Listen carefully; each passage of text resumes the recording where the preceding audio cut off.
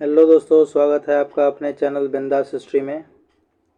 मैं हाजिर हूं एक नए वीडियो के साथ जिसमें हम लोग NTUGC नेट के दिसंबर 2012 के प्रीवियस ईयर क्वेश्चन करने वाले हैं। ये क्वेश्चंस प्राचीन भारत के हैं। इससे पहले वाले वीडियो में दिसंबर 2012 का पार्ट 1 एंशिएंट हिस्ट्री का क्वेश्चंस, पार्ट 1 के एंशिएंट हिस्ट्री के क्वेश्चन मैं पहले से ही करा चुका हूँ। ये उसका पार्ट 2 है ना। ये वीडियो उसका पार्ट 2 वीडियो है, ठीक है।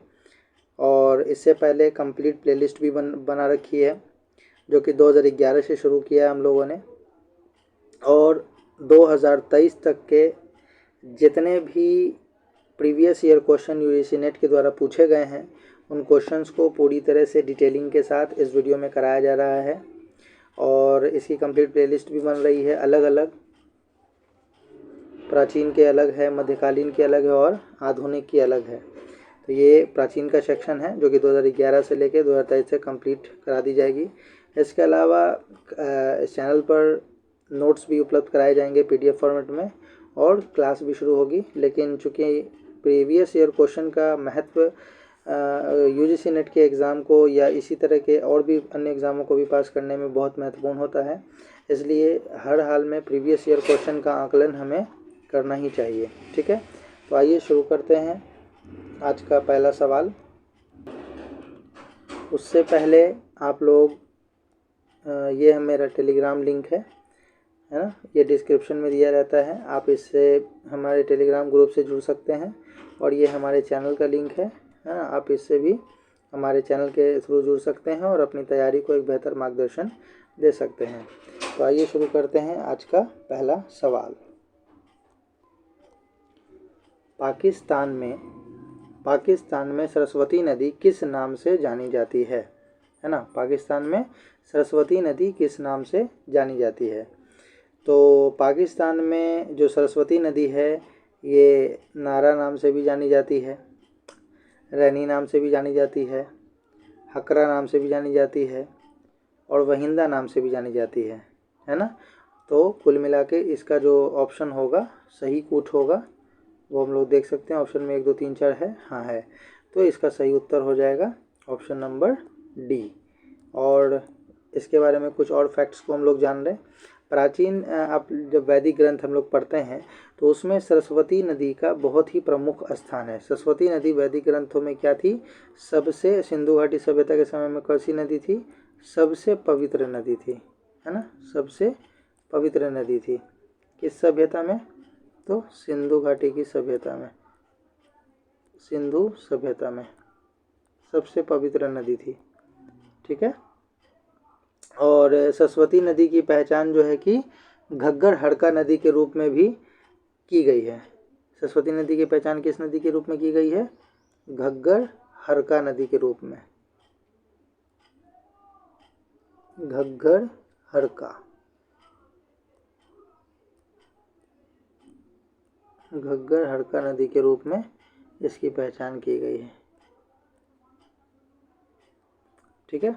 इसे इस नाम से भी हम लोग जानते हैं। चलिए अब बढ़ते हैं अगले क्वेश्चन की तरफ। हमारा आज का नेक्स्ट क्वेश्चन है, 10 राजाओं का युद्ध निम्नलिखित में से किस नदी तट पर लड़ा गया। देखिए ये क्वेश्चन मैं 2011 से मैं करा रहा हूँ, उसमें इस चीज़ से रिलेटेड तीसरा क्वेश्चन है जो कि हर साल ये 2011 से रिपीट हो रहा है, ठीक है। ये क्वेश्चन रिपीट हो चुका है, लेकिन हर बार इसका कुछ शब्दों को बदला गया है। जैसे 10 राजाओं का युद्ध से सवाल आ रहा है। एक बार आया है कि 10 राजाओं के युद्ध में विजय कौन हुआ था, फिर आया था कि 10 राजाओं का युद्ध जो हुआ था वो उसमें जो जीते थे वो किस वंश के थे, हारे थे वो किस वंश के थे।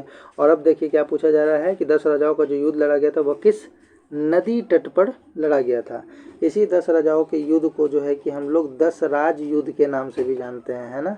10 राज युद्ध, 10 राज युद्ध के नाम से भी जानते हैं। और ये किस नदी पर लड़ा गया था, तो ये परुष्णी नदी पर लड़ा गया था।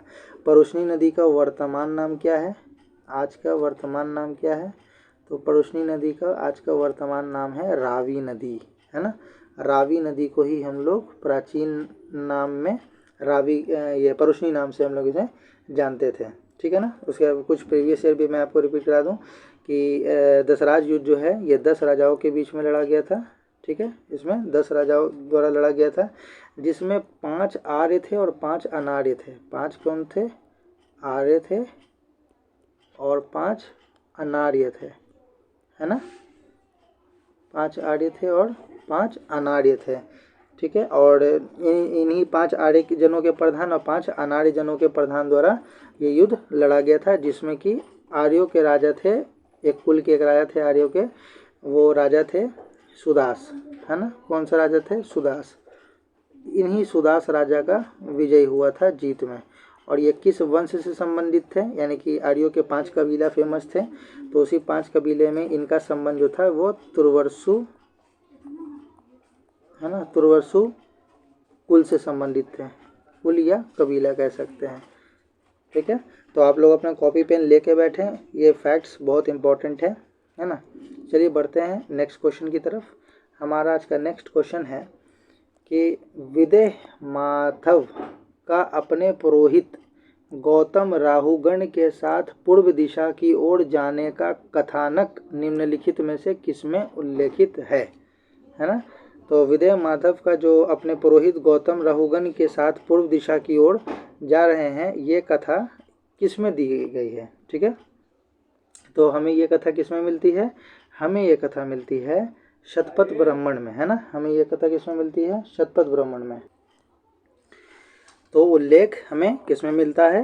उल्लेख हमें मिलता है शतपथ ब्राह्मण में। ठीक है, शतपथ ब्राह्मण में। ठीक है, क्वेश्चन को एक बार आप फिर से देख लें। क्वेश्चन है कि विदेह माधव का अपने पुरोहित गौतम राहुगण के साथ पूर्व दिशा की ओर जाने का कथानक, है ना, ये कथा का निम्नलिखित में से किसमें उल्लेख किया गया है? तो ये आपको शतपथ ब्राह्मण में इसका उल्लेख हमें मिलता है। ठीक है, इसका उल्लेख हमें शतपथ ब्राह्मण में मिलता है। आइए बढ़ते हैं अगले क्वेश्चन की तरफ। यहाँ देखिए, सूची 1 को सूची 2 से हमें मिलान करना है। एक तरफ आपको चारों बौद्ध संगीतियाँ दी गई हैं और दूसरे तरफ वह स्थान दिए गए हैं जहाँ ये बौद्ध संगीति संपन्न हुई थी, और हमें सही कूट का चयन करना है। तो प्रथम बौद्ध संगीति कहाँ हुई थी? तो प्रथम बौद्ध संगीति हुई थी राजगृह में, है ना। प्रथम बौद्ध संगीति कहाँ हुई थी? राजगृह में हुई थी। द्वितीय बौद्ध संगीति जो हुई थी यह वैशाली में हुई थी। कहाँ हुई थी? वैशाली में हुई थी। उसके अलावा तीसरी बौद्ध संगीति पाटलिपुत्रा में हुई थी। कहाँ हुई थी? पाटलिपुत्रा में। और चतुर्थ बौद्ध संगीति कहाँ हुई थी? चतुर्थ बौद्ध संगीति हुई थी कश्मीर में, है ना। तो इस हिसाब से इसका जो सही कूट होगा वो कूट क्या होगा? वो कूट होगा ऑप्शन नंबर, इसमें मिलान करेंगे हम लोग। ए का 4 किस में है? बी में है। तो और तो किसी में ए का 4 है नहीं, तो हमारा सही उत्तर होगा ऑप्शन नंबर बी, है ना। यही हमारा सही उत्तर होगा। ओके, आइए चलते हैं नेक्स्ट क्वेश्चन की तरफ। हमारा आज का नेक्स्ट सवाल है, निम्नलिखित पाली धार्मिक ग्रंथों को कालानुक्रम अनुसार व्यवस्थित कीजिए तथा नीचे दिए गए कूट को सही उत्तर चुनिए। तो हमें इसे असेंडिंग ऑर्डर में लगाना है। तो आइए लगाएं। तो सबसे पहला ऑप्शन जो है संयुक्त निकाय, यही सबसे ओल्ड है। उसके बाद फिर आया था चुलवग, फिर आया है सुतनीपात, और अंतिम रूप में बुद्धवंश। जिस ऑप्शन में 1, 2, 3, 4 एकदम सीरीज वाइज है, वही उत्तर आपका सही होगा। ऑप्शन नंबर सी, यानी सी ऑप्शन ही आपका सही है, राइट है। बढ़ते हैं नेक्स्ट क्वेश्चन की तरफ। आज नेक्स्ट क्वेश्चन है, निम्नांकित आजीवक संप्रदाय के नेता थे। तो यहाँ कूट भी दे रखा गया है ऑप्शन में, है ना, कूट है। उसके अलावा इसमें पूछा गया कि इसमें से कौन कौन से लोग जो हैं आजीवक संप्रदाय के नेता थे। तो मखली गोसाल जो थे ये आजीवक संप्रदाय के नेता थे। नंदवच ये भी आजीवक संप्रदाय के नेता थे। और किस संकिच ये भी आजीवक संप्रदाय के नेता थे। भद्द जो थे ये आजीवक संप्रदाय के नेता नहीं थे। तो जिस ऑप्शन में 1, 2, 3 सही है वही उत्तर सही होगा। किसमें है? कौन से ऑप्शन में? ऑप्शन नंबर सी में। तो इसका सही उत्तर ऑप्शन नंबर सी हो जाएगा। आइए बढ़ते हैं नेक्स्ट क्वेश्चन की तरफ। यहाँ देखिए दिया गया है अभिकथन और कारण। तो आइए अभिकथन और कारण को पढ़ें। बंगाल से खरोष्टी के अभिलेख मिले हैं, ये बात बिल्कुल सही है। बंगाल से खरोष्टी के अभिलेख हमें प्राप्त हुए हैं, ये बात बिल्कुल सही है। आगे पढ़ते हैं, क्योंकि खरोष्टी बंगाल में बहु प्रचलित थी, ये बात बिल्कुल गलत है। क्योंकि खरोष्टी लिपि का जो प्रचलन था वो भारत में नहीं था। भारत में ब्राह्मणी लिपि का प्रचलन था। खरोष्टी लिपि का प्रचलन अफ़गानिस्तान में, यूनान में, ये सब जगह पर ज़्यादा था। तो ये उत्तर जो है कि आर जो है कारण दिया गई ये गलत है। खरोष्टी बंगाल में बहु प्रचलित नहीं थी, है ना, लेकिन बंगाल से खरोष्टी के कुछ अभिलेख हमें प्राप्त हुए हैं। तो इसका जो हो जाएगा ए सही और आर गलत हो जाएगा। आइए देखें ए ऑप्शन किस में मिलता है। ये मिला ऑप्शन नंबर सी में। तो हमारा आज का इस क्वेश्चन का सही ऑप्शन नंबर सी हो जाएगा। ए सही है एवं आर गलत है। पढ़ते हैं नेक्स्ट क्वेश्चन। दक्षिण भारत स्थित निम्नांकित स्तूप में दशरथ जातक का शिल्पांकन मिला है। तो किस में मिला है दशरथ जातक का शिल्पांकन? दशरथ जातक का शिल्पांकन केवल हमें एक जगह से प्राप्त होता है। ठीक है, केवल हमें एक जगह से प्राप्त होता है और वो है नागार्जुन कोंडा, है ना। कहाँ से हमें प्राप्त होता है? दक्षिण भारत में एकमात्र स्थल ऐसा है जहाँ से हमें दशरथ जातक का शिल्पांकन प्राप्त होता है। तो देखते हैं ऑप्शन नंबर 2 किस कूट में दिया गया है? ऑप्शन नंबर सी में। ठीक है, तो ये हमारा आज का सही उत्तर हो जाएगा इस प्रश्न का। बढ़ते हैं नेक्स्ट क्वेश्चन की तरफ। ये देखिए फिर से कथन और कारण आ गया है, तो हम लोग इस कथन और कारण को पढ़ेंगे। तो कथन और कारण को पढ़ने के लिए शुरू करते हैं। मिताक्षरा के मत अनुसार पिता अपने जीवन काल में अपनी संपत्ति अपने पुत्रों में विभाजित कर सकता है। ये बात तो बिल्कुल सही प्रतीत हो रही है।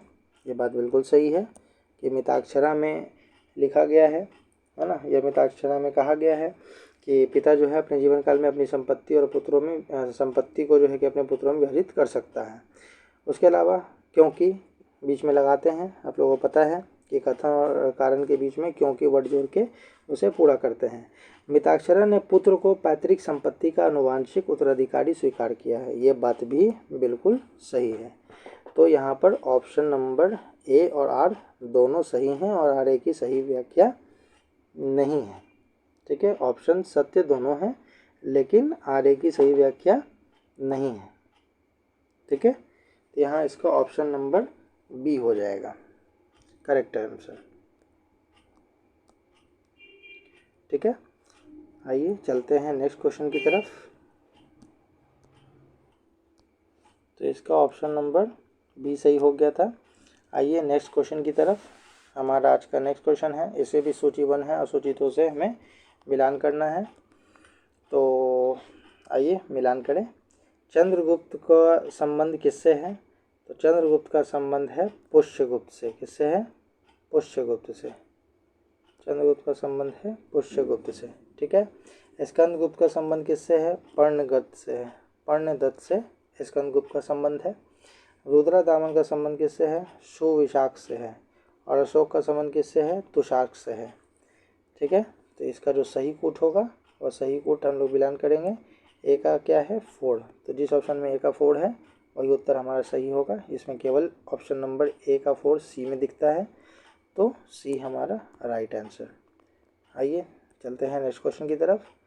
भागीलाय के सिक्के निम्नांकित से मिले हैं। भागीलाय के सिक्के हमें कहाँ से प्राप्त हुए हैं? तो भागीलाय के सिक्के हमें नर्मदा घाटी, कहाँ से प्राप्त हुए हैं? नर्मदा घाटी से हमें भागीलाय के सिक्के प्राप्त हुए हैं। ठीक है, और इसमें ये और भी बहुत सारे सिक्के हैं जो हमें प्राप्त हुए हैं, लेकिन चूँकि भागीलाय की बात हो रही है तो भागीलाय सिक्के जो हैं वह केवल नर्मदा घाटी से ही प्राप्त हुए हैं। बढ़ते हैं नेक्स्ट क्वेश्चन की तरफ। हमारा आज का नेक्स्ट क्वेश्चन है, शंख लिपि के लेख निम्नांकित स्थलों के स्तूप अवशेषों से प्राप्त हुए हैं, है ना। तो शंख लिपि के जो लेख हैं वह किस निम्नांकित स्थलों के स्तूप के अवशेषों से प्राप्त हुए हैं? तो वो हमें जैसे ये तो प्राप्त हुआ है हमें भरूच से भी, सांची से भी और अमरावती से भी प्राप्त हुआ है। तो हमें भरूच से भी प्राप्त हुआ है, यहाँ देख सकते हैं आप, भरूच से भी प्राप्त हुआ है। उसके अलावा हमें सांची से भी प्राप्त हुआ है। उसके अलावा और हमें कहाँ से प्राप्त हुआ है? अमरावती से भी प्राप्त हुआ है। लेकिन हमारे ऑप्शन में 1 2 3 तो है नहीं।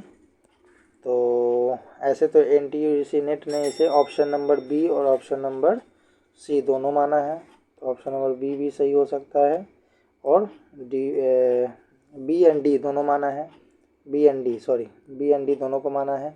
तो ये क्वेश्चन विवादित है, तो इसका उत्तर एक बार आप लोग भी क्रॉस चेक कर लें क्या सही होगा, है ना। बढ़ते हैं नेक्स्ट क्वेश्चन की तरफ। हमारा नेक्स्ट क्वेश्चन है, विशाख दत्त लिखित विलुप्त नाटक देवी चंद्रगुप्तम या देवी चंद्रगुप्त के अंश निम्नांकित ग्रंथों में उपलब्ध हैं। यानी कि विशाख दत्त ने जो एक नाटक लिखा था, है ना, उस नाटक का नाम था देवी चंद्रगुप्तम या देवी चंद्रगुप्त, कहीं कहीं चंद्रगुप्तम भी लिखा गया है। तो इसके जो अंश है वह किन ग्रंथों में उपलब्ध हैं? तो इसके जो अंश हैं वह हमें श्रृंगार प्रकाश में देखने को मिलता है, ठीक है ना। कहाँ देखने को मिलता है? श्रृंगार प्रशाख में। तो श्रृंगार प्रकाश में हमें ये देखने को मिलता है। तो ऑप्शन नंबर 2 जिस ऑप्शन में सही है, यानी कि सी में, तो इसका ऑप्शन सी सही हो जाएगा। आइए बढ़ते हैं नेक्स्ट क्वेश्चन की तरफ। नेक्स्ट क्वेश्चन है, मंदिर स्थापत्य की निम्नांकित क्षेत्रीय शैलियों में द्वार स्तंभों पर नाग शाखा उत्कीर्ण करना विशेषता है। यानी कि जब कोई मंदिर बनाता है ना, तो मंदिर बनाने के लिए वो जो उसकी जो क्षेत्रीय शैली होती है उसमें द्वार स्तंभों पर, यानी कि दरवाजे के पास जो पिलर्स होते हैं उन पिलर पर नाग शाखा, कौन सी शाखा? नाग शाखा उत्कीर्ण कराना कहाँ की विशेषता है, किसका सिंबल है कि द्वार पर नाग का शाखा बना रहेगा, तो हम लोग उसे पकड़ पाएंगे कि ये किस वंश से संबंधित है या कहाँ के शासक इसे बनवाते हैं। तो ये जो है प्रतिहार वंश से संबंधित है। किससे संबंधित है? प्रतिहार वंश से संबंधित है। ये प्रतिहारों की विशेषता रही है, ठीक है। और प्रतिहार वंश का जो क्या कहते हैं, वास्तविक और प्रथम शासक कौन था? वह था नाग भट्ट। कौन था? नाग भट्ट। और यहाँ तो पहले आप इसका सही उत्तर कर लें, ऑप्शन नंबर बी, केवल 2, ठीक है, नाग भट्ट नोट कर लेंगे। बढ़ते हैं नेक्स्ट क्वेश्चन की तरफ। यहाँ भी देखिए मिलान करने के लिए दिया गया है। एक तरफ जो है कि नाम दिया रखा गया है और दूसरी तरफ उनका संबंध किस जगह से है या इन्होंने कौन से मंदिर बनवाए। एक तरफ मंदिर बनवाने वाले शासक या शासिका का नाम दिया गया है और दूसरी तरफ मंदिर दिया गया है। तो किस मंदिर का संबंध किस शासक या शासिका से है वह हमें इसमें मिलान करना है। तो आइए मिलान करें। नरसिंह वर्मन का संबंध है ये मामल्लपुरम से ही, ये ऑप्शन नंबर 1, ठीक है। उसके बाद शोभियन महादेवी का संबंध है अनंगपुर से, ये भी बिल्कुल सही है, सामने सामने मैच हो रहे हैं। उसके बाद लोक महादेवी का संबंध पटक्कल से है और कोतुलुंग प्रथम का संबंध चिदम्बरम स्थित शिव मंदिर से है। और लोक महादेवी ने कौन मंदिर बनवाया था? विरूपाक्ष मंदिर। और शोभियन महादेवी ने अगस्त्येश्वर मंदिर। और नरसिंह वर्मन ने कौन सा बनाया था? मामल्लपुरम का, है ना, शैलकृत गुफा। तो आइए इसका ऑप्शन 1 2 3 4 जिस ऑप्शन में सही होगा वही उसका सही उत्तर होगा। तो ऑप्शन नंबर डी इसका सही उत्तर है। चलिए बढ़ते हैं नेक्स्ट क्वेश्चन की तरफ। हमारा आज का नेक्स्ट क्वेश्चन है, कुछ जैन महाविद्यालयों को सर्पवाहन सहित शिल्पांकित किया गया है ना। कुछ जैन महाविद्यालयों को, महाविद्यालय पढ़ रहा हूँ मैं, महाविद्याओं को, ठीक है, महाविद्याओं को सर्पवाहन सहित शिल्पांकित किया गया है। तो ऐसा कहाँ किया गया है? ऐसा किया गया है वैरोटिया में। कहाँ किया गया है? वैरोटिया में, है ना। यहाँ का किया गया कि जैन महाविद्याओं को सर्पवाहन सहित शिल्पांकित किया गया है। तो ऑप्शन नंबर 3 किस में है? डी में है। तो हमारा ऑप्शन सही उत्तर हो जाएगा ऑप्शन नंबर डी, ठीक है। बढ़ते हैं नेक्स्ट क्वेश्चन की तरफ। नेक्स्ट क्वेश्चन है, निम्नांकित किस नवग्रह को पशु मानव सर्प के रूप में शिल्पांकित किया गया है ना। तो किस नवग्रह को पशु मानव सर्प के रूप में बनाया गया है? यानी वो पशु भी है, मानव भी है और सर्प भी है। पशु भी है, मानव भी है और सर्प भी है। वो कौन है? तो वह है केतु। कौन है? केतु है। हिंदू परंपरा के अनुसार जो है कि केतु को पशु मानव सर्प के रूप में शिल्पांकित किया गया है ना। ठीक, ये उसका सही उत्तर हो जाएगा केतु। बढ़ते हैं नेक्स्ट क्वेश्चन की तरफ। हमारा आज का नेक्स्ट क्वेश्चन है, निम्नलिखित में से विंध्य क्षेत्र में स्थित नवपाषाण काल योगीन स्थल कौन सा है? तो इसका सही उत्तर होगा महगढ़ा। क्या हो जाएगा? महगढ़ा। ये जो है विंध्य क्षेत्र में स्थित है। महगढ़ा कहाँ है? विंध्य क्षेत्र में स्थित है और ये एक नवपाषाण कालीन स्थल है। ठीक है, ये यमुना नदी के किनारे है। किस नदी के किनारे है? यमुना नदी के किनारे है। ठीक है, ये इलाहाबाद शहर में है, इलाहाबाद में, इलाहाबाद शहर में। ठीक है, चलिए बढ़ते हैं नेक्स्ट क्वेश्चन की तरफ। हमारा आज का नेक्स्ट क्वेश्चन है, हड़प्पीय स्थलों से नगर योजना के अंतर्गत गढ़ी नगर का मध्य भाग एवं बाहरी भाग प्राप्त हुए हैं। तो ये हमें कहाँ से प्राप्त हुए हैं? तो ये हमें केवल और केवल धौलावीरा से प्राप्त हुआ है। ये हमें कहाँ से प्राप्त हुआ है? धौलावीरा से प्राप्त हुआ है। हड़प्पीय स्थलों से नगर योजना के अंतर्गत गढ़ी, है ना, गढ़ी नगर का मध्य भाग एवं बाहरी भाग कहाँ से प्राप्त हुआ है? तो ये हमें धौलावीरा से प्राप्त हुआ है। और धौलावीरा जो है ये कहाँ है? धौलावीरा है गुजरात में। ठीक है, गुजरात में है।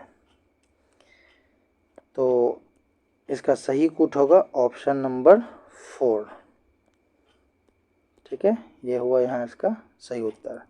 बढ़ते हैं आज के नेक्स्ट क्वेश्चन की तरफ और ये नेक्स्ट क्वेश्चन है, भारत का रोम से अच्छा संपर्क था।